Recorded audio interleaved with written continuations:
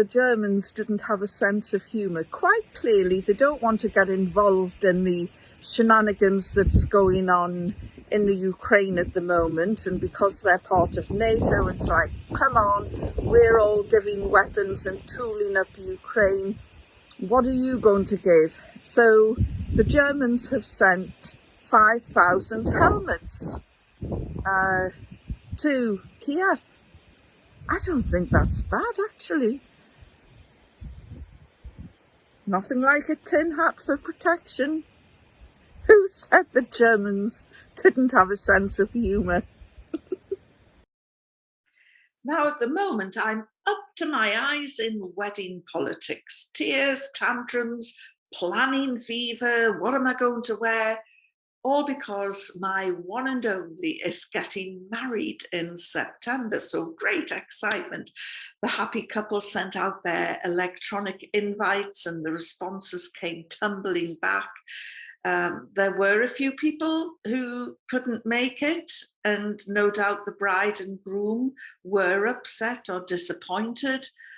But, you know, that is not going to stop their fun on the big day. And I suppose it's the same attitude adopted by the Chinese after the Americans and a few of their NATO allies tried to rain on Beijing's Olympic parade. Washington sulkily announced it would not be going to send any diplomats or government officials or other official representatives to Beijing for the opening party event for the Winter Olympics. The diplomatic boycott by the Biden administration has been made because of what it describes as the ongoing genocide and crimes against humanity in the Xinjiang region. I'd actually take that with a pinch of salt. I mean, after all, you know, when did Washington last shed a tear over the millions of Palestinians, Kashmiris, or Rohingya, whose very existence is under threat? So Washington is deluded if it thinks it has landed a hammer blow. Seriously, guys, get over yourselves. It's no real biggie. US-Chinese relations are no longer that special, or actually that important. Seems that particular trading ship sailed a while ago. What really matters to Beijing is that the Russians are coming, which will please no one in Washington at all. China has already overtaken the US as Europe's largest import and third largest export partner. Just let that sink in for a second. But what will really whet Beijing's appetite is that most European countries rely heavily on Russia for energy. The European Union imports around 40% of its natural gas from Russia. So any sort of strategic alliance between Beijing and Moscow will almost certainly be on the cards. You know, they are really going to roll out the red carpet for the Russians at the Winter Olympics. Washington's paranoia, meanwhile, as witnessed by the shenanigans in the Ukraine, is already off the scale. So the thought that Russia and China striding westward for trade deals might just tip the dollar-hungry Americans over the edge.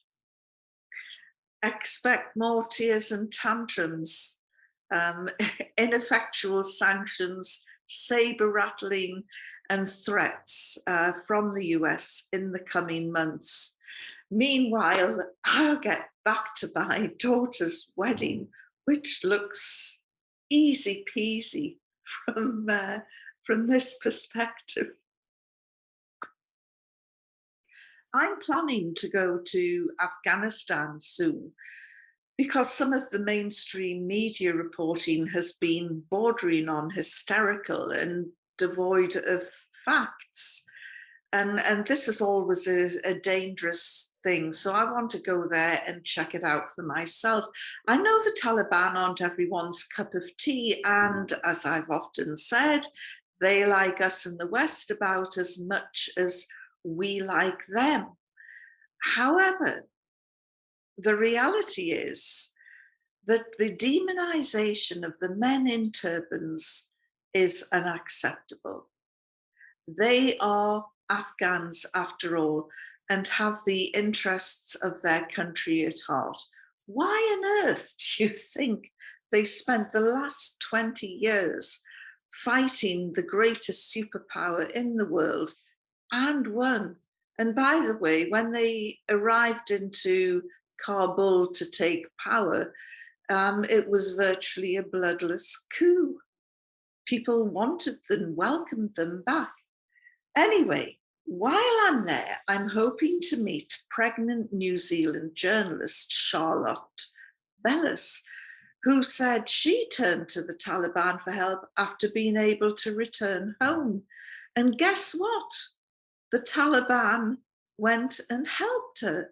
She was able to fly into Afghanistan after being unable to get an entry spot under New Zealand's strict COVID border rules designed to keep out the coronavirus. So the Taliban said, we'll look after you. Of course, now it's become an embarrassing situation for New Zealand, and the government has reversed its position and is offering Charlotte a place in managed isolation and quarantine. This is all according to the Deputy Prime Minister, Grant Robertson. He denied that this change of heart or this sudden spurt of action had anything to do with the Taliban offering to step in and help Charlotte. Well, of course, he would say that, wouldn't he?